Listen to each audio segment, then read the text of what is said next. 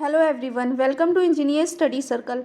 आज अब हम लोग यहाँ पे देखने वाले हैं हिंदी का प्रैक्टिस सेट रहेगा, वो लास्ट प्रैक्टिस सेट रहेगा। क्योंकि जैसा कि सबको पता है कल आपका एग्ज़ाम है, तो कल के लिए आप कुछ नहीं छोड़ते हैं। आज के ही पूरे इस क्लास में हम लोग सारा देख लेते हैं कि हिंदी के पैटर्न में क्या होगा, किस तरीके से होगा। अगर आप कंफ्यूज हैं तो अब कंफ्यूज मत रहिए। जितना आपने अब तक की पढ़ा है सिर्फ और सिर्फ आप उसको रिवाइज़ करिए।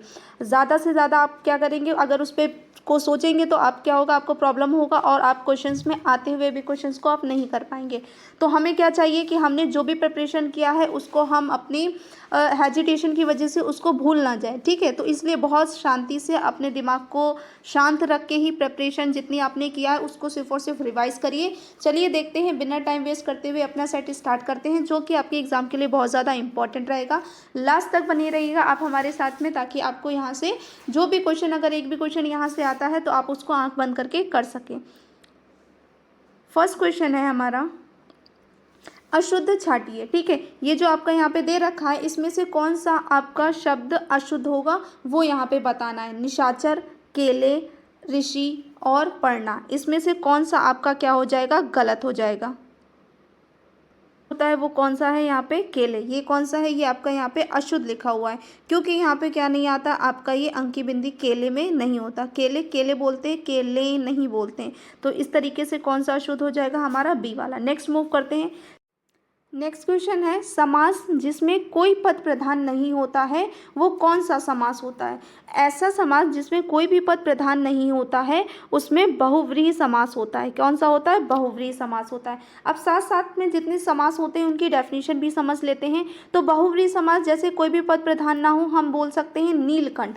नीलकंठ मीन्स होता है आपका नीला है कंठ जिसका, यानी कि हम लोग किसकी तरफ को इशारा करते हैं, शिव की तरफ करते हैं। तो यहाँ पे हम क्या देखते हैं, जो हमारा नीलकंठ है, तो नीलकंठ में क्या नहीं होगा आपका, नीलकंठ में कोई भी ना नील आपका यहाँ पे प्रधान होगा, ना ही कंठ की बात करेंगे। तो नीलकंठ, नीला है कंठ जिसका, उसको क्या बोल देंगे, शिव बोल देंगे। इस तरीके से अगर दूसरा ले लेते हैं हम लोग, यहाँ पे दूसरा लेते हैं दशानन, ठीक है। दशानन की अगर बात करते हैं तो दशानन मीन्स होता है 10 है, आनंद जिसके मतलब 10 जिसके सिर हैं उसको क्या बोलते हैं, रावण बोलते हैं। तो यहाँ पे हम क्या देखते हैं कि हम लोग यहाँ पे किसी भी पद की बात नहीं करते हैं, दोनों में से क्या हो जाता है, यहाँ पे आपका पद दोनों की बात नहीं करते, किसी थर्ड की तरफ क्या कर देते हैं, इशारा कर देते हैं। अब आप बात करते हैं यहाँ पे आपका द्विगु समास। द्विगु समास कौन से समास होते हैं,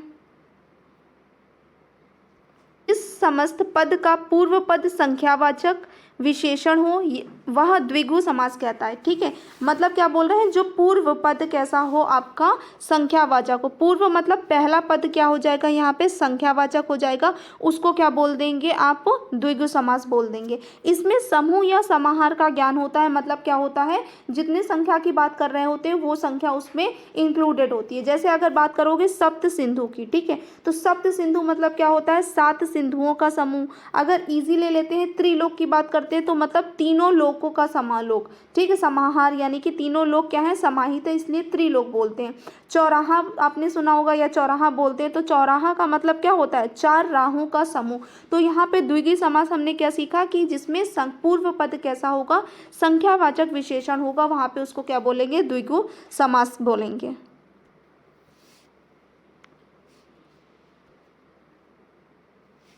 समास, द्वंद्व समास क्या होता है, जिस समस्त पद के तीनों पद प्रधान हो, यानी कि दोनों पद प्रधान हो तथा विग्रह करने पर और अथवा या एवं लगता हो तो वह द्वंद्व समास कहलाता है। यानी कि आप ऐसा कोई भी पद देखेंगे जिसमें दोनों पदों की बात करते हैं तो वहाँ पे क्या हो जाएगा, आपका द्वंद्व समास होगा। जैसे आप बोलेंगे नदी नाले, तो नदी नाले बात करेंगे तो इसका मतलब क्या हो रहा है, नदी और नाले, यानी कि दोनों ही प्रधान है, आप दोनों का ही यूज करेंगे।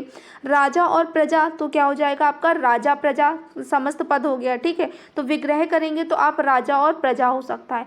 खरा खोटा बात करेंगे तो क्या हो जाएगा, खरा या खोटा हो जाएगा। वैसे ठंडा गरम, तो ठंडा या गरम। तो यहाँ पे हम क्या देखते हैं, आपके जो ठंडा या गरम आप जब लिखोगे तो उनके बीच में क्या लगाओगे, डैश लगाओगे, जिसको हैपन भी बोलते हैं। अब मूव करते हैं नेक्स्ट समास की तरफ, कर्मधारय समास। तो कर्मधारय समास क्या होता है, जिस समस्त पद का पूर्व पद प्रधान हो और पूर्व पद व उत्तर पद में उपमान उपमेय अथवा विशेषण विशेष संबंध हो तो कर्मधारय समास कहलाते हैं। ठीक है, तो इसके साथ में आप क्या ले सकते हैं, आप एग्जाम्पल ले सकते हैं, उससे आप बहुत ज़्यादा ईजिली से समझ सकते हैं। जैसे हमने यहाँ पे आपके लिए एक एग्जाम्पल ले लिया चरण कमल, क्या ले लिया यहाँ पे एक एग्जाम्पल लिया चरण कमल। तो जब इसका आप विग्रह करेंगे तो आप क्या देखेंगे, कमल के समान चरण, क्या हो जाएगा, कमल के समान। तो या आपका यहाँ पे क्या हो जाएगा, के समान आ गया। तो ये आपका किस में चला जाएगा, कर्मधारय, यानी कि कर्म को यहाँ पे क्या करेगा, बताएगा। तो जैसे विग्रह करने पे दोनों पद के मध्य में क्या आएगा, है जो या के समान, तो वहाँ पे वो क्या हो जाएगा, आपका कर्मधारय हो जाएगा। तो लाल मणि मतलब लाल है जो मणि, नीलकंठ बात करेंगे तो नीला है जो कंठ, तो आपका यहाँ पे क्या हो जाएगा, नीलकंठ। नीलकंठ में आप कर्मधारय समास भी लगा सकते हैं और बहुव्रीहि समास भी लगा सकते हैं। नेक्स्ट देखते हैं, में पढ़ते हैं, जिस समास का पहला पद यानी कि पूर्व पद अवयव तथा प्रधान हो उसे अवयवी समास कहते हैं। पहचान क्या होता है, पहचान में आपको क्या मिल जाएगा, पहला पद में अनु मिल सकता है, आ मिल सकता है, प्रति, भर, यथा, यावत, हर आदि, इस तरीके से आपको सेंटेंस मिल सकते हैं। अवयवी समास बहुत ईजी, जैसे आपका प्रतिदिन यानी कि प्रत्येक दिन हो गया, आजन्म, यथासंभव, अनुरूप, भरपेट, प्रतिकूल, ठीक है, हाथों हाथ, इस तरीके से जो आपके समास हो जाएंगे वो कौन से हो जाएंगे, अवयवी भाव समास हो जाएंगे। आई होप ये सारे समास आपको बहुत अच्छी तरीके से समझ में आ गए। मूव करते हैं नेक्स्ट क्वेश्चन की तरफ। भारतीय आर्य भाषा परिवार की भाषा नहीं है। ठीक है, जो भारतीय आर्य भाषा है वो किस परिवार की भाषा नहीं है, तो वो किसकी नहीं है, कन्नड़ की नहीं है। नेक्स्ट मूव करते हैं, मोहन ने सोहन को किताब दी में कारक है कौन सा है। ठीक है, मोहन ने क्या किया, सोहन को किताब दी, तो यहाँ पे क्या कर रहे हैं, दे रहे हैं, तो दे रहे हैं तो इसका मतलब क्या हो जाएगा, आपका संप्रदान हो जाएगा। नेक्स्ट है, शब्दकोश में सही शब्द चुनकर बताइए। ठीक है, अब यहाँ पे आपको मैच करना है कौन सा सही होगा, आपका नलिनी मलिन नीलम, पवन पंकज पंच, कंगन कपड़ा क्षत्रिय, या कागज कोचिन कुर्ता, तो जो करेक्ट होगा वो कौन सा हो जाएगा, आपका सा हो जाएगा। नेक्स्ट है, अल्प प्राण साघोष व्यंजन छाटिए। ठीक है, तो अल्प प्राण साघोष व्यंजन सबसे पहले आपको पता होने चाहिए कौन से होते हैं। आपको दिखा दिया गया है कि अगर हम उच्चारण के अकॉर्डिंगली देखेंगे, सबसे पहले अगर वर्ग देखा जाए तो कितने वर्ग होते हैं, वर्ण के 5 वर्ग होते हैं। ठीक है, का वर्ग, चा वर्ग, टा वर्ग, ता वर्ग और पा वर्ग, ये वर्ग हो जाएंगे। ठीक है, तो अब क्या होता है, जो आपका कंठ वर्ग होते हैं, ठीक है, कौन कौन से होते हैं, क, ख, ग, घ, अंगा, जो कंठ से बोले जाते हैं उनको कंठे वर्ग बोलते हैं। ठीक है, नेक्स्ट होगा तालव्य यानी कि च, छ, ज, झ, इया, तो ये तालव्य हो जाएंगे। तालव्य मीन्स क्या होता है, मुख के भीतर की ऊपरी छत का पिछड़ा भाग होगा, तो उसको बोले गए का जब उच्चारण करेंगे तो उनको क्या बोलते हैं, तालव्य बोलते हैं। फिर मूर्धन्य यानी कि मूर्धा की बात करेंगे तो मुंह के भीतर का जो ऊपरी भाग होगा तो उसके उसको जो आपकी टंग है टच करेगी तो उसको क्या बोलेंगे, मूर्धन्य बोलेंगे। जैसे ता, ठा, डा, ढा, अड़ा। अब ये क्या कर सकते हैं, आप इन वर्णों को प्रोनाउंशिएट करके देख सकते हैं ताकि आपको वो समझ में आ जाएगा। एग्जाम में अगर इनकेस पूछा जाएगा तो आप वहाँ पे क्या कर सकते हैं, उनका उच्चारण करके आप वो ईजिली वहाँ पे मार्क कर सकते हैं। दंत मीन्स क्या होते हैं, जो आपके दांतों को स्पर्श करें, जैसे ता, था, दा, धा और ना। ये क्या है, जो आपकी टंग जीभ होती है वो आपके दांतों को स्पर्श करती है इन वर्णों को बोलते समय, तो उनको दंत वर्ण या दंत व्यंजन कहते हैं। फिर आता है ओष्ठ, यानी कि जब हमारे ओठों का शेप चेंज होता है, जैसे पा, फा, बा, भा और मा, तो ये इसमें क्या होता है, आपके दोनों ओठ टच करते हैं आपस में इनका प्रोनाउंशिएट करते समय, तो यहाँ से आपको ये समझ में आ गया। अब आप यहाँ पे क्या देख सकते हैं कि आपका आघोष अल्प प्राण कौन से होते हैं। आघोष अल्प प्राण क्या हो जाएंगे, आपके जो वर्ग का जो पहला आपका वर्ग होगा उनको क्या बोलते हैं, अघोष अल्प प्राण बोलते हैं। फिर पूछा है अघोष महाप्राण किसका होगा, तो जो सेकंड हो जाएंगे आपके वर्ग के उनको क्या बोलेंगे, आघोष महाप्राण बोलते हैं। ठीक है, अब साघोष अल्प प्राण का पूछा गया है तो जो थर्ड वाला हो जाएगा, क्या हो जाएगा, वर्ग के जो थर्ड पद होते हैं या जो वर्ण होते हैं उनको क्या बोला जाता है, साघोष अल्प प्राण बोलते हैं। और साघोष महाप्राण की बात करेंगे तो साघोष महाप्राण आपके वो कौन से हो जाएंगे, जो फोर्थ में आते, कौन से आते हैं, फोर्थ वर्ग के चौथे स्थान में आएंगे आपके, वो क्या हो जाएंगे, साघोष महाप्राण हो जाते हैं। साघोष अल्प प्राण नासकीय की बात करेंगे, जो ऐसे अंगा या ना ये बोलते हैं, तो इससे क्या होता है, हमारे नाक से या इस तरीके से आपको वहाँ का अनुभव होता है कि आप उनको प्रोनाउंशिएट करते हैं। तो इस तरीके से यहाँ जो पूछा गया है अल्प प्राण साघोष व्यंजन है, तो ये जो व्यंजन दिए गए हैं इनमें से कौन सा हो जाएगा, करेक्ट आंसर यहाँ कौन सा जाता है, हमारा बी वाला जाता है। क्वेश्चन की तरफ चलते हैं। मैं यह काम अपने आप कर सकता हूँ में सर्वनाम है, तो यहाँ पे क्या सर्वनाम है आपको ये बताना है, ठीक है। 7 का पुरुषवाचक सर्वनाम है, मध्य पुरुषवाचक सर्वनाम है, निजवाचक सर्वनाम है या संबंधवाचक सर्वनाम है। तो यहाँ पे जो करेक्ट आंसर जाता है आपका वो कौन सा है, निजवाचक है। निजवाचक सर्वनाम मतलब क्या है, मैं यह काम कर सकता हूँ, वो अपने बारे में बता रहा है, तो यहाँ पे आपका क्या हो जाएगा, निजवाचक सर्वनाम हो जाएगा। ये आपके 3 होते हैं या ठीक है, तो इसमें जो आपका जो एक आप खुद हो जाओगे तो निजवाचक हो गया, आप जब दूसरों से बात करते हो तो क्या हो जाएगा आपका वहाँ पे। से पहले पुरुषवाचक सर्वनाम की अगर बात करते हैं तो जो पुरुष या स्त्री के नाम के बदले आते हैं, ठीक है, उनको क्या बोलेंगे, पुरुषवाचक सर्वनाम बोलते हैं। जैसे क्या हो सकता है आपका उत्तम पुरुष हो जाएगा, मध्यम पुरुष हो जाएगा और अन्य पुरुष, यानी कि पर्सनल नाउन को ही क्या बोलते हैं, आपका पुरुषवाचक बोलते हैं।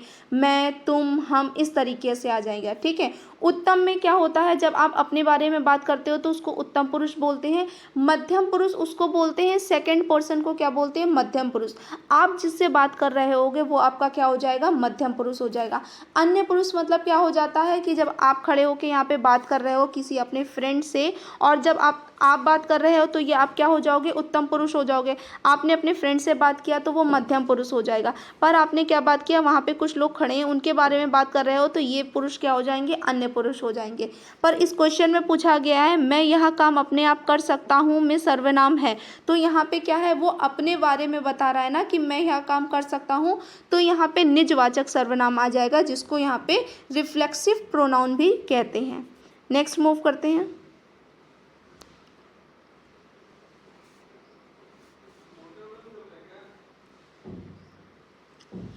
अभी तो चल रहा है कहानी सुनाई में विशेषण है, ठीक है, तो तुमने अधूरी कहानी सुनाई, तो इसमें कौन सा विशेषण हो जाएगा आपको ये बताना है, संख्यावाचक, सर्वनामिक, परिणामवाचक या गुणवाचक। तो अधूरी कहानी सुनाई ना, तो यहाँ पे क्या हो जाएगी, आपकी गुण बता रहा है, कैसी कहानी सुनाई, अधूरी कहानी सुनाई। यहाँ पे संख्या नहीं है, ना ही किसी की सर्वनामिक है और ना ही यहाँ पे परिणाम बताया गया है। नेक्स्ट मूव करते हैं। सत्य बोलो परंतु कटु सत्य ना बोलो, ठीक है, इसमें से कौन सा वाक्य है, मिश्र वाक्य है, संयुक्त वाक्य है, सरल वाक्य है या उपवाक्य है। तो यहाँ पे हमने क्या देखा, ये कौन सा वाक्य है, संयुक्त वाक्य है। नेक्स्ट क्वेश्चन की तरफ उचित मिलान करना है, तो सबसे पहले बात करो तत्पुरुष की, फिर बहुव्रीहि की और फिर द्वंद्व की, ठीक है। अगर हम लोग यहाँ पे देखेंगे द्वंद्व समास और अव्ययी भाव, अव्ययी भाव हमने देख लिया कि आपका यहाँ पे कौन सा चल जाएगा, ऑप्शन यहाँ पे नहीं दे रखे हैं।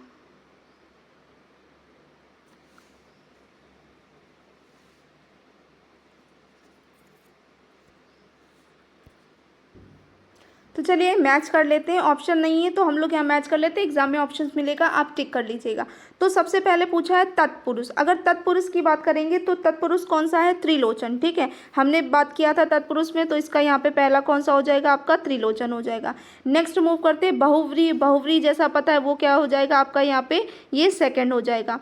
थर्ड है आपका द्वंद्व समास, द्वंद्व समास आपका क्या है, घी शक्कर, ये आपका क्या हो जाएगा, द्वंद्व समास। और अगर फोर्थ की बात करेंगे तो हमारा ये क्या हो जाएगा, फोर्थ हो जाएगा। तो ये आपका क्या हो गया, यहाँ पे मैचिंग हो गया। नेक्स्ट क्वेश्चन की तरफ मूव करते हैं। क्रूर शब्द है, क्रूर कैसा शब्द है, सर्वनाम है, विशेषण है, संज्ञा है या क्रिया है। तो क्रूर एक क्या है, विशेषण है, क्रूरता यानी कि आपको क्रूर दिखाएगा तो वो क्या है, एक विशेषण बताएगा, विशेषता बताएगा। कुसुम का पर्यायवाची शब्द नहीं है, तो यहाँ पे कुसुम का क्या पर्यायवाची शब्द नहीं है, कमल, फूल, प्रसून और पुष्प। तो कौन सा नहीं है? कमल। कमल पुष्प होता है, पर पुष्प मतलब कमल का मतलब कुसुम नहीं होता, फूल होता है, प्रसून होता है और पुष्प होता है। नेक्स्ट है व्याकरण की समझ को संदर्भ परक प्रश्नों के माध्यम से आंकना, वो क्या कहलाता है? पूर्णता उचित है, पूर्णता असंभव है, बिल्कुल अनुचित है और या आंशिक रूप से उचित है। तो ये क्या है? व्याकरण की समझ को संदर्भ परक प्रश्नों के माध्यम से आंकना, ये क्या है? पूर्णता उचित है, क्योंकि व्याकरण ही हमें लिखने और पढ़ने के शुद्ध रूप का ज्ञान कराती है। नेक्स्ट है राजन का स्त्रीलिंग है, तो राजन का स्त्रीलिंग कौन सा हो जाएगा? यहाँ पे आपको ये बताना है। तो राजन का स्त्रीलिंग क्या होता है? रानी, रागी, राजनी और राजिन। तो यहाँ पे जो हमारा करेक्ट आंसर हो जाएगा वो करेक्ट आंसर क्या है? रागी। तो जो राजन का क्या होता है आपका यहाँ पे? रागी होगा। नेक्स्ट मूव करते हैं, शब्दकोश में सही शब्द आपको बताना है, ठीक है।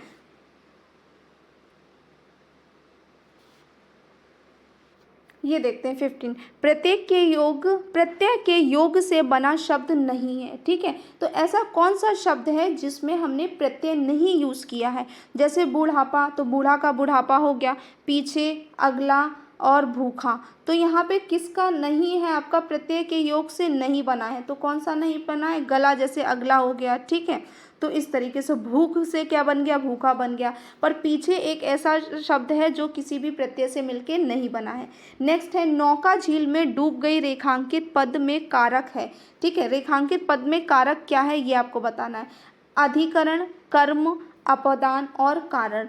तो क्या हो जाएगा यहाँ पे? करेक्ट आंसर है अधिकरण। नेक्स्ट मूव करते हैं, यथाक्रम किस समास का उदाहरण है? तो यथाक्रम किस समास का उदाहरण है? कर्मधारय है, बहुव्रीहि है, तत्पुरुष है, अव्ययी भाव है। अभी मैंने आपको सारे जितने समास थे उनको बताया, तो यहाँ पे करेक्ट आंसर बताएंगे। तो यथाक्रम किसका हो जाएगा? आपका अव्ययी भाव हो गया। नेक्स्ट है अपनी प्रशंसा करने वाले वाक्यांश के लिए सार्थक शब्द होगा, तो उसके लिए सार्थक शब्द क्या यूज कर सकते हैं? आत्मवादी, आत्मलघी और आत्मतृष्टा और आत्मभू। तो करेक्ट आंसर क्या हो जाएगा? आत्मश्लाघी, उसको क्या बोलते हैं? अपनी प्रशंसा करने वाला। आभूषण का पर्यायवाची शब्द नहीं है, तो आभूषण किसका पर्यायवाची शब्द नहीं है? अलंकार का नहीं है, विभूषण का नहीं है, भूषण का नहीं है या हार का। तो किसका नहीं है? भूषण का। नेक्स्ट क्वेश्चन है तद्रूप में संधि का प्रकार है, तद्रूप में कौन सी संधि का प्रकार है आपको ये बताना है। स्वर गुण है, स्वर यण है, व्यंजन है या फिर विसर्ग संधि है। तो करेक्ट आंसर यहाँ पे कौन सा आ जाएगा? आपका व्यंजन। नेक्स्ट है निम्नलिखित गद्यांश को ध्यानपूर्वक पढ़ें तथा गद्यांश में वर्णित तथ्यों के आधार पर उत्तर दें, ठीक है। जो भी आपको 4 ऑप्शंस दे रखे होंगे उसके आंसर देंगे। यहाँ पे 25 to 25 5 क्वेश्चंस आपके रहेंगे। चलिए स्टार्ट करते हैं। राष्ट्रीय भावना के अभ्युदय एवं विकास के लिए भाषा भी एक प्रमुख तत्व है। मानव समुदाय अपनी संवेदनाओं, भावनाओं एवं विचारों की अभिव्यक्ति हेतु भाषा का साधन अपरिहार्य अपनाता है। इसके अतिरिक्त इसके पास कोई विकल्प नहीं है। दिव्य ईश्वरीय आनंदभूति के संबंध में भले ही कबीर ने गूंगे केरी शर्करा उक्ति का प्रयोग किया था, पर इससे उनका लक्ष्य शब्द रूपी भाषा के माध्यम को नकारना नहीं था। प्रयुक्त उन्होंने भाषा को बहता नीर कहकर भाषा की गरिमा प्रतिपादित की थी।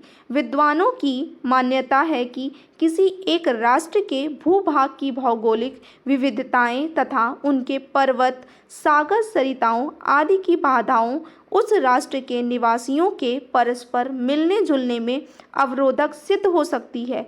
उसी प्रकार भाषागत विभिन्नता से भी उनके पारस्परिक संबंधों में निर्बलता नहीं रह पाती।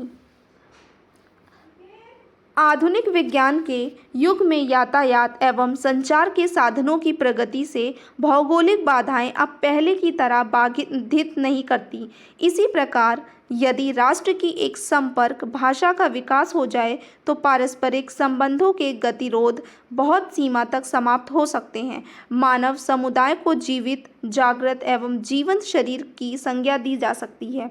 उनका अपना एक निश्चित व्यक्तित्व होता है। भाषा अभिव्यक्ति के माध्यम से इस व्यक्तित्व को साकार करती है। उसके अमूर्त मानसिक वैचारिक स्वरूप को मूर्त एवं बिंबात्मक रूप प्रदान करती है। मनुष्य के विविध समुदाय हैं, उनकी विविध भावनाएं हैं, विचारधाराएं हैं, संकल्प एवं आदर्श हैं। उन्हें भाषा ही अभिव्यक्त करने में सक्षम होती है। साहित्य, शास्त्र, गीत, संगीत आदि में अभिव्यक्ति करने में सक्षम होती है। साहित्य, शास्त्र, गीत, संगीत आदि में मानव समुदाय अपने आदर्शों, संकल्पनाओं, अवधारणाओं एवं विशिष्टताओं को वाणी देता है। पर क्या भाषा के अभाव में काव्य, साहित्य, संगीत आदि का अस्तित्व संभव है? वस्तुतः ज्ञान राशि एवं भाव राशि का अपार संचित कोश, जिसे साहित्य का अभिधाम दिया जाता है, शब्द रूपी ही तो है।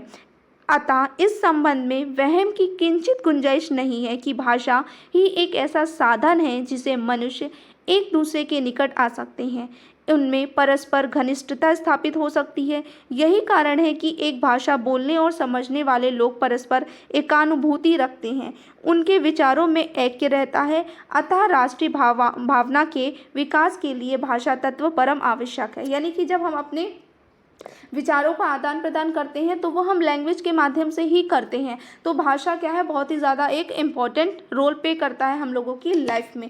क्वेश्चन के बेहाव पे से आंसर देखते हैं। उपरोक्त अनुच्छेद का सर्वाधिक उपयुक्त शीर्षक है, तो शीर्षक आपका क्या है यहाँ पे? व्यक्ति विकास और भाषा है, व्यक्तित्व विकास और भाषा, भाषा बेहतानीर या राष्ट्रीयता और भाषा तत्व, साहित्य और भाषा तत्व। तो यहाँ पे करेक्ट आंसर आपका कौन सा जाएगा? जो मोस्ट सुटेबल रहेगा, राष्ट्रीयता और भाषा तत्व। नेक्स्ट है भाव एवं विचार विनिमय का साधन है, सक्षम साधन है। काव्य सहित प्रतीक एवं संकेत, शब्द रूपी भाषा या ललित कलाएं। तो करेक्ट आंसर कौन सा है यहाँ पे? शब्द रूपी भाषा। नेक्स्ट, गूंगे केरी शर्करा में कबीर का अभिप्रेत है कि ब्रह्मानंद की अनुभूति मौन व्रत से प्राप्त होती है, अनिर्वचनीय होती है, अभिव्यक्ति के लिए कसम साती है या अत्यंत मधुर होती है। तो जो करेक्ट आंसर है वो कौन सा है आपका? अनिर्वचनीय होती है। नेक्स्ट, मनुष्य के पास अपने भावों, विचारों, आदर्शों आदि को सुरक्षित रखने के सक्षम माध्यम क्या है? व्यक्तित्व एवं चरित्र है, साहित्य, शास्त्र एवं संगीत है, भाषा और शैली है या साहित्य और कला है। तो करेक्ट आंसर यहाँ पे कौन सा हो जाएगा आपका? साहित्य और कला। नेक्स्ट मूव करते हैं। भाषा तत्व के अभाव में अस्तित्व संभव नहीं है। मानवीय संवेदनाओं का, मानवीय आदर्शों का, मानव रचित साहित्य का या मानव व्यक्तित्व का। तो करेक्ट आंसर कौन सा है आपका? मानवीय संवेदनाओं का।